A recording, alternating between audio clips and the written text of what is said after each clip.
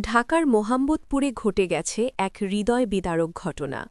লায়লা আফরোজ এবং তার মেয়ে নাফিসা নিজেদের বাসায় নির্মমভাবে খুন হয়েছেন। সংবাদমাধ্যম ও পুলিশের নিশ্চিত তথ্য অনুযায়ী ঘটনার যে বিবরণ পাওয়া গেছে, আজকের ভিডিওতে সেটাই তুলে ধরা হচ্ছে।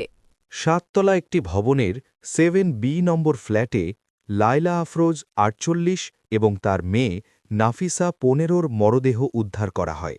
ময়নাতদন্ত প্রতিবেদনে জানা যায়, দুজনের শরীরে ধারালো অস্ত্রের আঘাত ছিল। পুলিশ জানিয়েছে, ঘটনাটি ঘটেছে সকালবেলা, অর্থাৎ নাফিসা স্কুলে যাওয়ার সময়ের কাছাকাছি।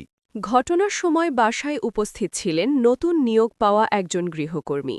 তিনি মাত্র ৩ দিন আগে ওই বাসায় কাজ শুরু করেছিলেন, আর তার চতুর্থ দিনে এই ঘটনা ঘটে।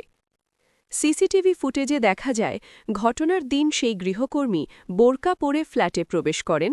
তখন তার ঘরে শুধু লায়লা আফরোজ এবং তার মেয়ে নাফিসা উপস্থিত ছিল, এবং ৯টার দিকে সেই গৃহকর্মী স্কুল ড্রেস পরে দেখা যায় লিফট দিয়ে বের হতে, এবং তার কাঁধে ব্যাগ ছিল কালো রঙের।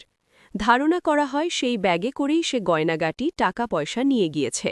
পুলিশ ও গোয়েন্দা সংস্থা তদন্ত শুরু করে।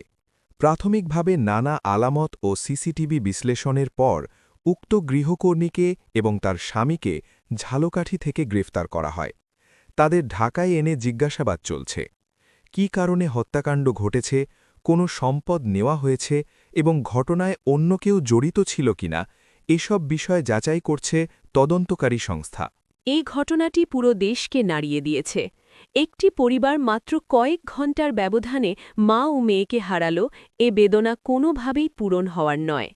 নিহতদের পরিবারের প্রতি রইল সমবেদনা, এবং আমরা আশা করি এই হত্যাকাণ্ডের সঠিক বিচার দ্রুত নিশ্চিত হবে।